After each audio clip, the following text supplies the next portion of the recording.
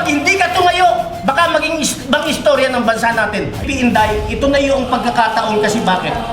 Kapag namatay si Digong sa Dahig, na alam naman natin lahat doon tayo papunta, ikaw ang magiging pinakamalungkot at nagsisisi na Pilipino sa bansa natin. Bakit? Kung sinunod mo ang tatay mo na tumakbo kang presidente, hindi na kulong ng tatay mo, hindi na kaupo si Bangag. You owe it to the people. BP Inday, you owe it to the people. Huwag kang magkaroon ng second mistake. Kaya kami naninindigan ngayon dahil ikaw lang ang constitutional successor. Wala nang iba. Wala kaming ibang nakikita that the legitimate alternative leader that can bring unity sa pagkilos ng taong bayan at pagbubuo ng tamang direksyon sa pagbabago at reforma sa gobyerno is none other than the Vice President, Sara Duterte. Hinikayat namin ang ating Vice Presidente, Sara Duterte, na lumabas na siya. Vice President Sara C. Duterte to lead us, to instruct us, to guide us, to come out in the open. And join the people. Sana po, Vice President, lumabas ka na. Ayun. Nagmamakawa po kami sa iyo. Lead us, being a true leader. Nasa inyo po ang simpatsya ng sambayanang Pilipino. Kapag ka hindi kami sumigaw ng constitutional succession, magiging extra constitutional yon. Ayaw naming mangyari. BP Inday, nandito kami, nananawagan, tumayo ka na. On behalf ng mga active military, bakit hindi sila makasuporta? Alam ko sa puso ko, dahil lagi natin silang kinakausap. Ang sagot nila sa akin, bigyan mo kami ng reason, Kap, bakit namin kailangan siyang suportahan? Wala siyang pronouncement. Ang gustong marinig ng mga active military ito. Yes.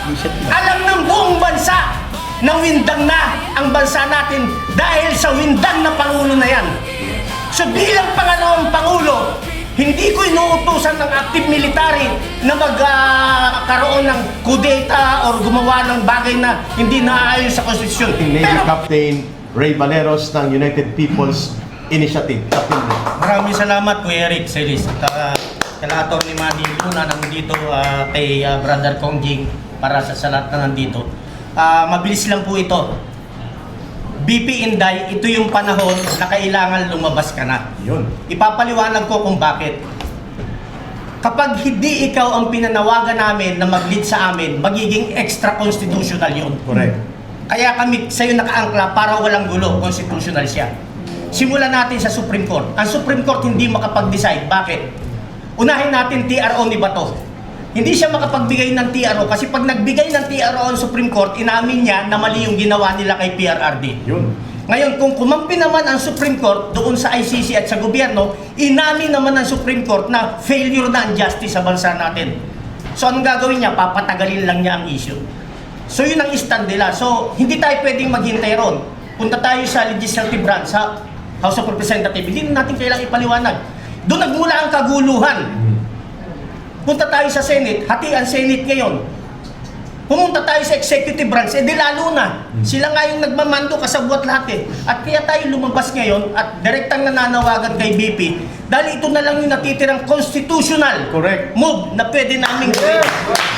Kasi kung hindi kami gagawa nito, hindi kami mananawagan ng sama-sama, magiging extra constitutional yun. At ayaw nating pumunta tayo ron. Bago ako magtapos, BP Inday, ito na yung pagkakataon kasi bakit? Kapag namatay si Digong sa Dahig, na alam naman natin lahat doon tayo papunta, ikaw ang magiging pinakamalungkot at nagsisisi na Pilipino sa bansa natin. Bakit? Kung sinunod mo ang tatay mo na tumakbo kang presidente, hindi na kulong ng tatay mo, hindi na kaupo si Bangag. You owe it to the people. BP Inday, you owe it to the people. Huwag kang magkaroon ng second mistake. Kaya kami naninindigan ngayon dahil ikaw lang ang constitutional successor. Wala nang iba. Kapag ka hindi kami sumigaw ng constitutional succession, magiging extra constitutional yon. Ayaw naming mangyari. BP Inday, nandito kami, nananawagan, tumayo ka na. On behalf ng mga active military, bakit hindi sila makasuporta? Alam ko sa puso ko, dahil lagi natin silang kinakausap. Ang sagot nila sa akin, bigyan mo kami ng reason, Kap, bakit namin kailangan siyang suportahan? Wala siyang pronouncement. Ang gustong marinig ng mga active military ito. Yes. Alam ng buong bansa nawindang na ang bansa natin dahil sa windang na Pangulo na yan. So bilang pangalawang Pangulo, hindi ko inuutusan ng active military na magkaroon ng kudeta or gumawa ng bagay na hindi naaayon sa konstitusyon. Pina, suportahan nyo yung mga nagsasabi ng katotohanan. Utos ko sa inyo yan bilang Vice President ng bansa ito. Yun ang gusto marinig ng ating mga active military. So BP Inday, tumayo ka na. Dahil pag hindi ka tumayo, baka maging istorya ng bansa natin. Retired General Adaus. And then si former Captain, Navy Captain Ray Valeros, si Colonel Opriasa, and si Lieutenant Sa diwa. Tadiwa. And political advisor to the President, kay Pangulong Duterte, Attorney Jing Paras. Nandyan po siya. Si Attorney Maniluna is a crusader lawyer against graft and corruption, and he is part of the advocacy for reform and good governance na nakakahalubilo namin sa Kampilan. At the same time, Save Sara, NCR. Ay, oo, para sa Metro Manila, Kaya rin ang, Save Sara. Okay? And then si Brother Hens, siya po ay isa sa main organizer, mobilizer ng riding community in the country. Yung mga riders at lahat po na nabubuhay sa motorbike. Si Hens ay Duterte Riders. Duterte Riders Support Team Duterte Riders Team and Duterte Group of Rider Philippines, Philippines. LGRT. Malaki po ito na community. At kami naman po ay network mainly ng urban poor communities sa Metro Manila and key cities. Inday Cares. Inday Cares, kasama po natin sa parallel ang non-government organization na Inday Cares. They care and they cannot less care. So therefore they are here. They always care. They always care. Yeah, always care. Ito kayo, ako po ay nagre-represent ng grupo ng Bangon Sambayanan. Bangon Sambayanan mainly po ay organisasyon ng mga dating rebelde, mga dating kadre na nagbalik loob sa gobyerno, especially sa panahon ng previous government ni Pangulong Duterte, and we built organizations on the ground. Kaya po tinawag namin Bangon Sambayanan to advocate for good governance, for reform, and genuine peace sa isang matino na panggobyerno.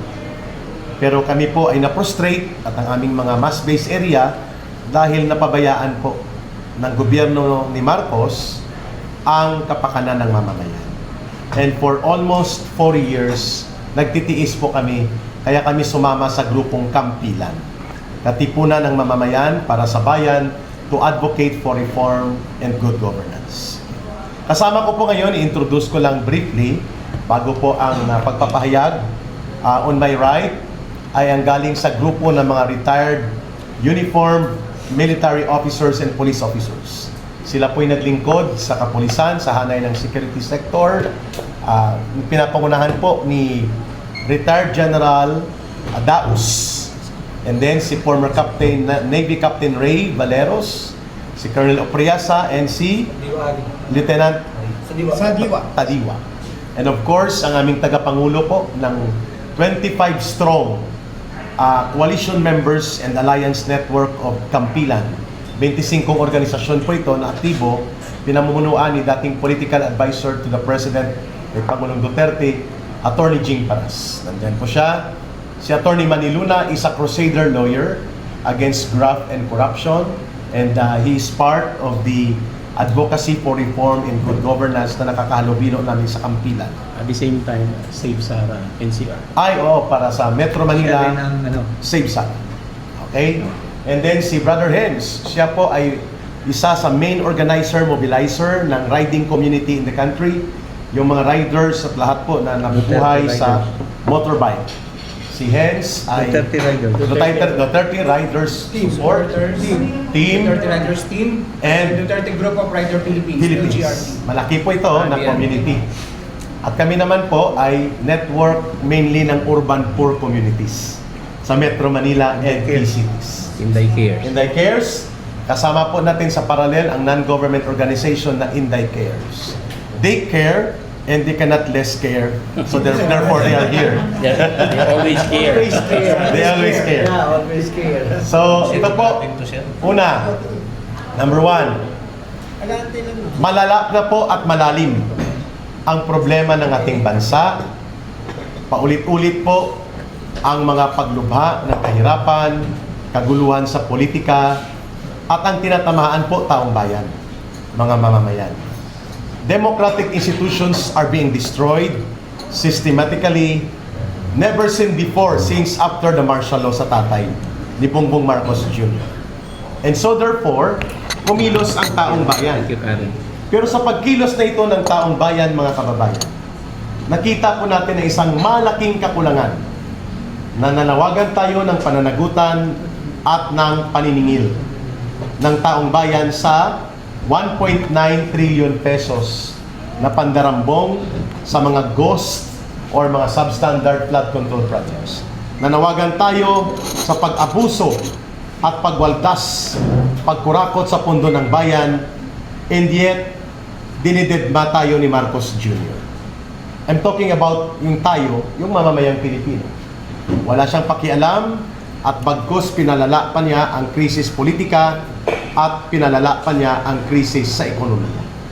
People are in miserable conditions right now, mga kababayan. Kaya po, sa pag-uusap na ito, maraming salamat sa inyong pagdalo dito. We are bringing out the message. Ang taong bayan na naninindigan ay kailangang pagkaisahin. Kailangang may mamuno upang ito ay mabuo bilang isang malakas na puwersa sa pagsusulong ng mapayapang pagbabago. But hindi magaganap ang pagbabago kung walang mamumuno, kung walang direksyon, at kung kalat-kalat ang mga inisyatiba at mga pagkilos. Wala kaming ibang nakikita sa grupo na ito at marahil sasabihin na rin namin ang mayoriya ng sentimiento ng taong bayan. Naniniwala sila that the legitimate alternative leader that can bring unity sa pagkilos ng taong bayan at pagbubuo ng tamang direksyon sa pagbabago at reforma sa gobyerno is none other than the Vice President, Sara Duterte. But that call for her to lead our people in our country is voluntary on her part. But on our part, it is already an obligation to call on her.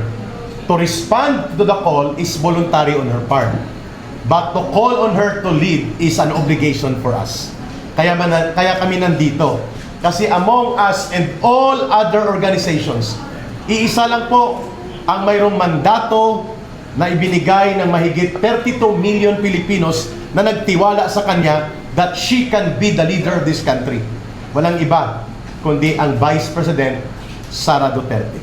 At pakinggan natin ang pagpapaliwanag na karagdagan bakit lumabas kami sa panawagan ng katarungan, pagbabago at pagkilos sa totoong pagbibigay katarungan sa problema natin kay Marcos Jr. at sa kanyang gobyerno. Walang ibang solusyon kung hindi dapat may mamumuno na sa ating mamamayan at sa pagkilos ng buong sambayanan. I will have Attorney Jing Paras to start it off, and we will provide solidarity reaction after him. Congressman Jing Paras, please take it away. Magandang umaga po. Maraming salamat kay Eric Celis na matagal nang naninindigan kasama natin sa pagkilos for so many months or even already in the last 2 years naninindigan at hinihikayat natin na magkaroon ng reforma pero palala ng palala ang ating gobyerno at nagkabistuhan na nilustay ang pera ng mga mamamayan, trilyon-trilyon. So, pero sa aming pagkilos, iba-iba ang aksyon. Nandito, katabi ko si Kuyang Ray Baleros, representing the UPI, si Lamani, they represent, halos lahat dito, and so many others who are not here, they represent the sentiments of the Filipino people. Correct. Especially those who are angry, those who are restless, those who are so disappointed with the government. Pero all our expressions, all our lahat natin pagkikilos ay sporadic. Isa dito, isa doon, isa dito, isa doon. Wala pong unifying force. minsan nagkaka-conflict in the ideas kasi wala pong nag-unite. Kaya dumating kami, nagkasundo kami sa isang panawagan na hinikayat namin ang ating Vice Presidente Sara Duterte na lumabas na siya, maninindigan bilang isang leader ng maraming taong bayan na nandyan lang sa kanilang pamamahay, nandyan lang sa kanilang trabaho, pero sa kanilang puso at diwa, sila ay galit na sa nangyayari, sa kahirapan nila, at saka sa mga iba pang harassment, persecution, weaponization of this government against them, just merely to express their grievance against the government. So, kailangan may isang tao na mag-unify, kailangan ng isang tao na titindig, haharap, at maghihikayat sa taong bayan na magkaisa, magbuklod-buklod. Hindi natin ma-achieve sa mga hanay na humihingi ng reforma sa gobyerno or humihingi ng pagbitiw sa gobyerno kung walang nag-unify or walang isang tao na naghihikayat sa bawat isang naniniwala na wala nang pag-asa ang ating bayan. We are already a failed state as of now kung walang tatayo na leader. We have been facing so many things in the past.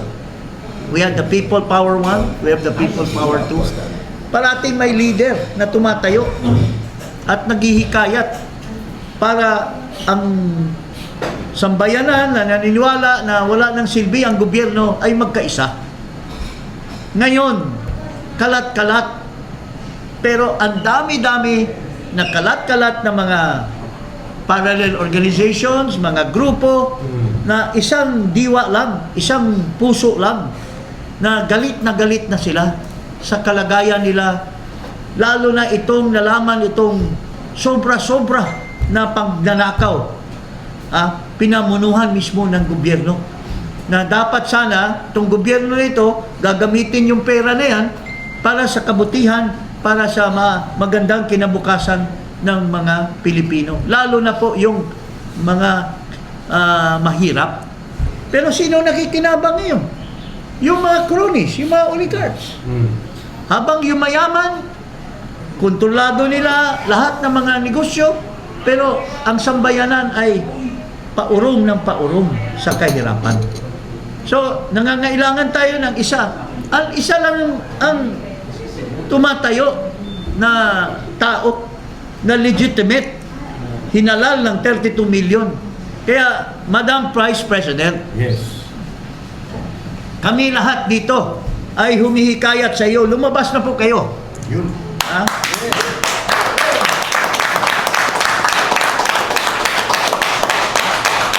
Nagsabi ko kayo na tatakbo kayong presidente.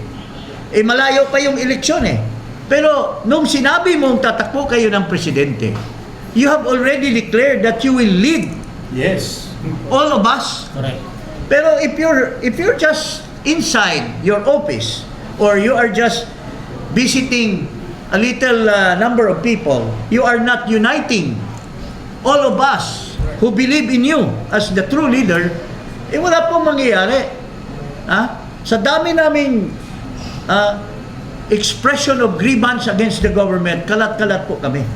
Hindi kami magkabuo dahil hindi namin naririnig ikaw lumabas at hinihikayat nyo kami na magkaisa under your leadership, Madam Vice President. Yun, klaro. Yes. So, this is the time for you to wake up. Wag mo na pong ulitin, Madam Vice President, yung pag-asa namin sa iyo noong 2021 na ikaw na ang tiningnan ng taong bayan sa survey. You are the real president. Yes. Yes. But you failed us at the time. You instead helped this bangag person. You helped him to become president. And look at what happened because of your help. Disaster. Naging disaster ang gobyerno. Disaster. Nakulong pa yung tatay mo, nilabas pa sa ibang bansa. Grabe. But we are not blaming you because We are not. these are decisions to have to be made. But if you fail in one, you should not fail in the second, ma'am. Kami po lahat, Madam Vice President, nandito po We are ready. tumitingala sa iyo to lead us now. Or we will never have peace, we will never have reform. All the thieves in government will prosper Correct. as they are being covered up by themselves, especially grabbing power in the Senate. At ito mismong Marcos na ito, alam niya na labag sa konstitusyon, violation sa konstitusyon, pero tinantihan pa niya or sinuportahan pa niya itong mali na tinatawag nilang majority na hindi naman nakaalpas sa real majority, which is 13. So, I'll give the chance to the others po na Yes. manawagan din po sa inyo, Madam Vice President. Please lead us.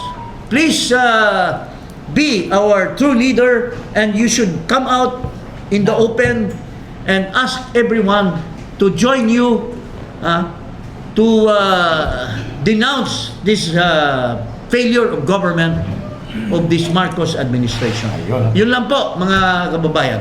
Maraming salamat kay Congressman at dating political advisor Jing Paras. Malinaw ang panawagan ko Sara must lead the Filipino people to redeem the country before it's too late that we will all be destroyed by this morally bankrupt, plundering and corrupt government of Marcos Jr. Bibigyan po natin ng karagdagang panawagan ang aking mga kasama doon sa panawagan na Sara must come out to lead the people and lead the redemption of the country.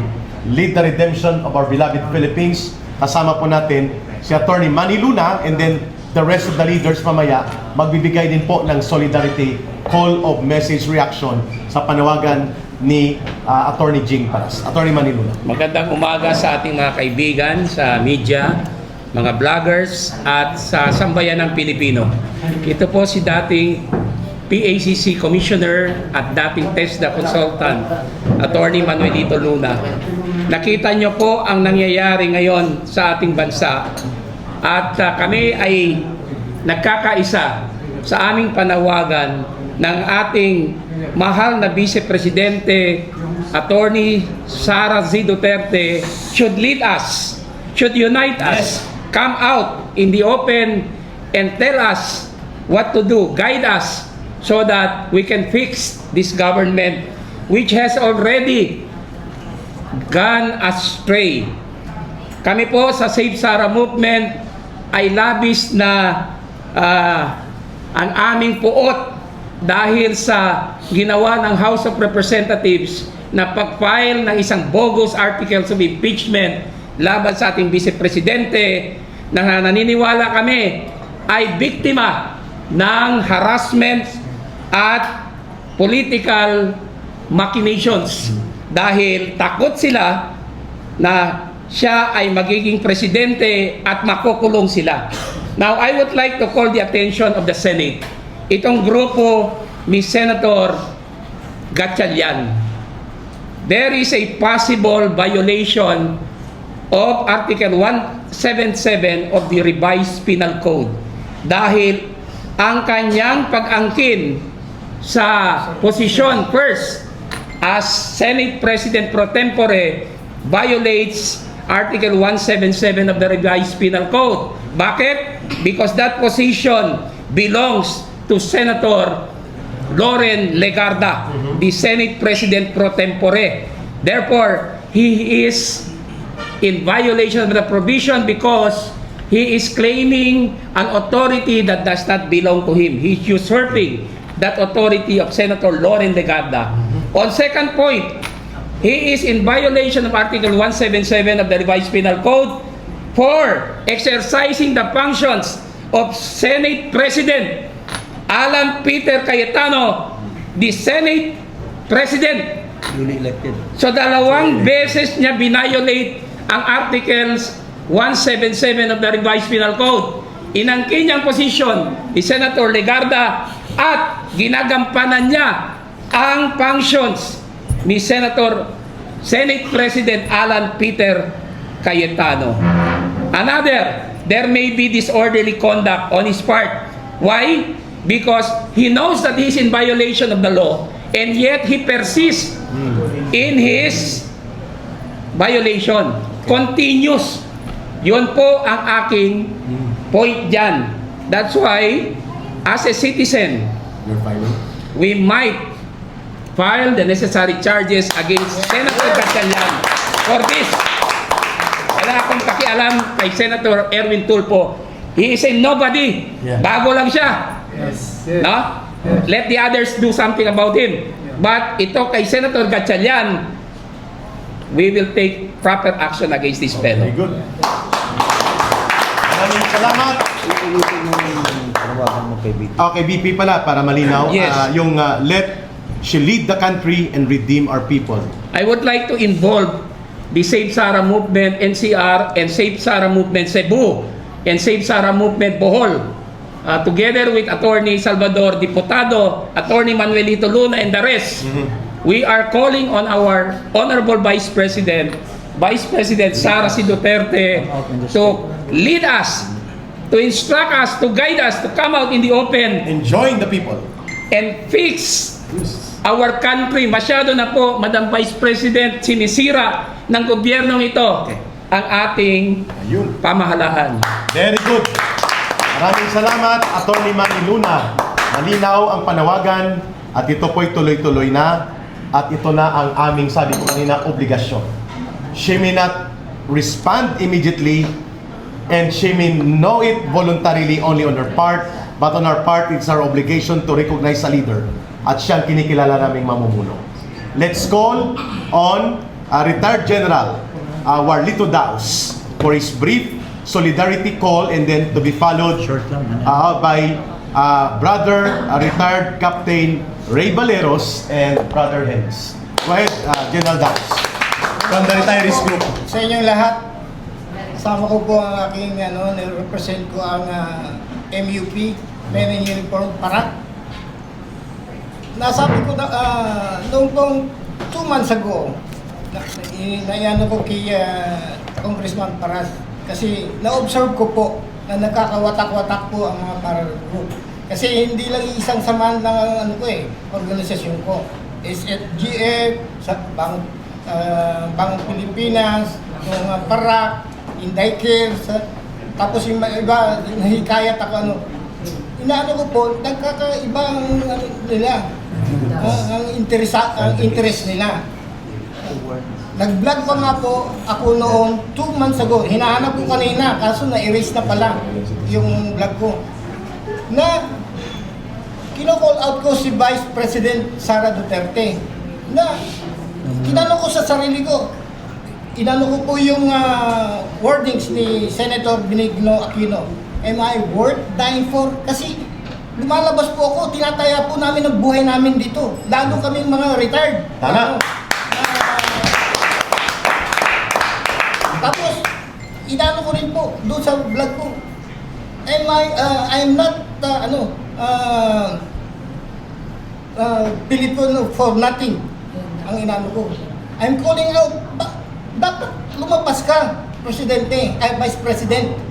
I-lead mo po dahil nagkakawatak-watak na kami. That is 2 months ago. Ngayon, nandito na po. Ang formal na panawagan. Okay. Okay. Sana po, Vice President, lumabas ka na. Ayun. Nagmamakawa po kami sa iyo. Lead us, being a true leader. Nasa inyo po ang simpatsya ng sambayanang Pilipino. Ikaw lang ang pinagkakatiwalaan ngayon. No more, no less. Ayun. You owe to the Filipino people na lead. Hindi ako tumatawag ng revolusyon hindi niyo po ang direksyon ng mga sumusuporta sa inyo.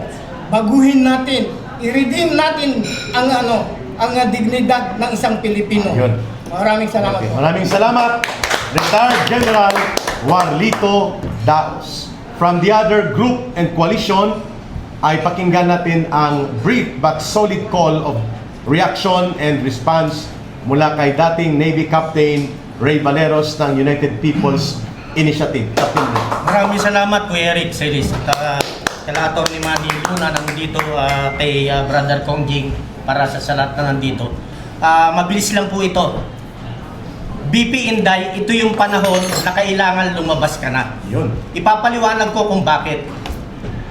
Kapag hindi ikaw ang pinanawagan namin na mag-lead sa amin, magiging extra-constitutional yun. Correct. Kaya kami sa'yo nakaangkla para walang gulo, constitutional siya. Simulan natin sa Supreme Court. Ang Supreme Court hindi makapag-decide. Bakit? Unahin natin TRO ni Bato. Hindi siya makapagbigay ng TRO kasi pag nagbigay ng TRO ang Supreme Court, inamin niya na mali yung ginawa nila kay PRRD. Yun.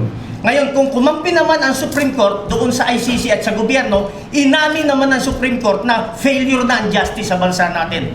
So, anong gagawin niya? Papatagalin lang niya ang issue. So, yun ang stand nila. So, hindi tayo pwedeng maghintay ron. Punta tayo sa legislative branch, sa House of Representatives. Hindi natin kailangang ipaliwanag. Doon nagmula ang kaguluhan. Punta tayo sa Senate, hati ang Senate ngayon. Pumunta tayo sa executive branch, di lalo na. Sila nga yung nagmamando kasabwat lahat eh. At kaya tayo lumabas ngayon at direktang nananawagan kay BP dahil ito na lang yung natitirang constitutional Correct. move na pwede naming gawin. Kasi kung hindi kami gagawa nito, hindi kami mananawagan ng sama-sama, magiging extra-constitutional yun. At ayaw natin pumunta tayo ron. Bago ako magtapos, BP Inday, ito na yung pagkakataon kasi bakit? Kapag namatay si Digong sa Dahig, na alam naman natin lahat doon tayo papunta, course. ikaw ang magiging pinakamalungkot at nagsisisi na Pilipino sa bansa natin. Bakit? Kung sinunod mo ang tatay mo na tumakbo kang presidente, Yes! hindi na kulong ng tatay mo, hindi na kaupo si Bangag. You owe it to the people. Correct. BP Inday, you owe it to the people. Huwag kang magkaroon ng second mistake. Kaya kami naninindigan ngayon dahil ikaw lang ang constitutional successor. Agree. Wala nang iba. Ayos. Kapag ka hindi kami sumigaw ng constitutional succession, magiging extra-constitutional yun. Ayaw naming mangyari. Yes. BP Inday, nandito kami, nananawagan, tumayo ka na. On behalf ng mga active military, bakit hindi sila makasuporta? Yun. Alam ko sa puso ko, dahil lagi natin silang kinakausap. Ang sagot nila sa akin, bigyan mo kami ng reason, Kap, bakit namin kailangan siyang suportahan? Wala siyang pronouncement. Ang gustong marinig ng mga active military ito. Yes. Alam ng buong bansa na windang na ang bansa natin dahil sa windang na Pangulo na yan. So bilang pangalawang Pangulo, hindi ko inuutusan ng active military na magkaroon ng kudeta or gumawa ng bagay na hindi naaayon sa konstitusyon. Pero putang ina, suportahan nyo yung mga nagsasabi ng katotohanan. Utos ko sa inyo yan bilang Vice President ng bansa ito. Ayun. Yun ang gusto marinig ng ating mga active military. Ayun. So BP Inday, tumayo ka na. Dahil pag hindi ka tumayo, baka maging bang istorya ng bansa natin. Ayun. Maraming salamat po. Matapang ha? Yun po ay sentimiento mula sa mga retired military and police officers, men and women in uniform. At naririnig po at maririnig yan na mga nasa aktibo. Hindi kami nag-uudyok. Kami po ay naglalahad ng katotohanan that the only constitutional legal succession sa kabulukan ng gobyerno na hindi magiging madugo, mapayapa at nasa legal na batayan ay ang pagpalit kay Marcos ng kanyang constitutional successor, none other than the Vice President. At yan ay tinutulak ng taong bayan. Yan ang itutulak natin sa mapayapang paraan. Kaya pakinggan natin ang Riding Community Sectoral Organization all over the country kay Brother Renz sa kanyang pahayag, and then open for question and answer to be led by the panel. Brother Renz, mula naman po sa grupo ng Duterte Riders Support Team, Duterte Riders Support Group, at lahat ng Consolidated Riding Community, please, your statement na. Ganda yun. Magandang umaga po sa ating lahat. sa aking mga napakinggan po dito sa aking mga magigiting po na nakasama, marahil para lahat po kanila lang nasabi. Although nire-represent ako po, hindi naman po lingkod sa inyo. Mula po nung nakuha po si Tatay Digong last year, March 11, so nagkaroon na po kami nang nakikita nyo po na lumabas sa kalsada ang DRS, which is kahit saan po meron, nandun po ang Duterte Rider supporters. And then kami rin po yung DRT, under naman po din kay Founder Moises Taypaine ng Cebu. Ang DRS po, Kuya Onin, nakasama po sa kapila. At ang inyong lingkod naman po ay ang Pangulo po ng Duterte Group Riders Philippines po, yung DGRP. So halos hindi po nagkakalayo lahat po ng itinatag. So ngayon po, kumakatawan po ng Riders Philippines po ng buong bansa natin. Ang panawagan ko lang po please po, Madam Sara, sana po i-lead niyo po ang ating bansa na sobrang hindi lang po nila pastangan, niyurakan, sobrang panggagasa na po. So nakakaawa lang po dahil po, katulad po natin, karamihan po dito, mga may anak din po tayo. So unang-una pong tinitignan ko, bakit po ako muli lumabas? Ang inyo po lingkod nawala na po bilang nagsilbi po before sa kabataan ng SK. And then nag-federation po ako ng school sa aming lungsod.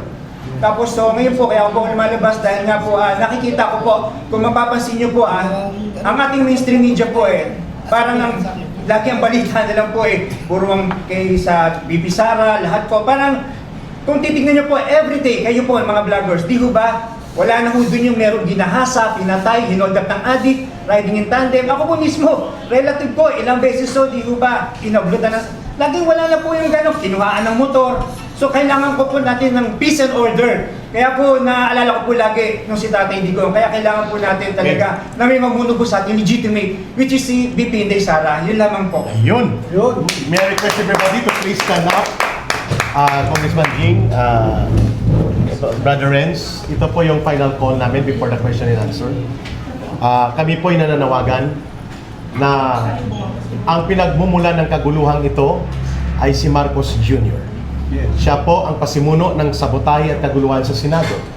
Siya din po ang itinuturong mastermind of all evidence and all witnesses. Siya po ang nagpasimuno ng tinatawag na monumental restoration of graft and corruption in the country.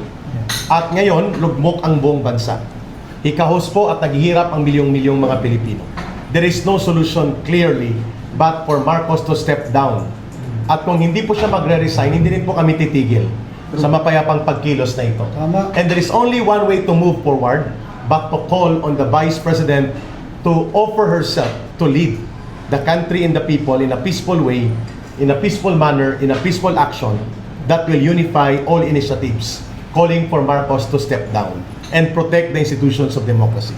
Kaya po kami Eric, nananawagan. let me Yes, Kong Jing. say this as a parting word. No? Tayo po lahat nagsakripisyo. Because we are not after kung sinong papalit, but we are after na matigilan na itong panggagahasa ng gobyerno ni Marcos. Kaya tayo, we have risked our lives, we have said words that may be taken by the government sa kanilang lawfare, yung oppression. Kaya once more nakikiusap po ako.